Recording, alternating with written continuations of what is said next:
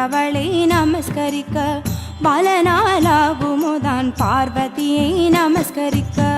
எச்சில் ஒரு கோடி இளந்தீட்டு முக்கோடி தீட்டும் ஒரு கோடி தெருவெங்குந்தான் உண்டு கன்னிகள் தீட்டு கலந்தோடி வந்தாலும் 6 தப்பு 100 பிழை அடியார்கள் செய்தாலும் தாயே மனம் பொறுத்து தயவாக காரும் அம்மா எச்சீர் கலந்ததென்று இடைய போய் நின்றாலும் தீட்டு கலந்தாலும் தேவி மனம் பொறுத்து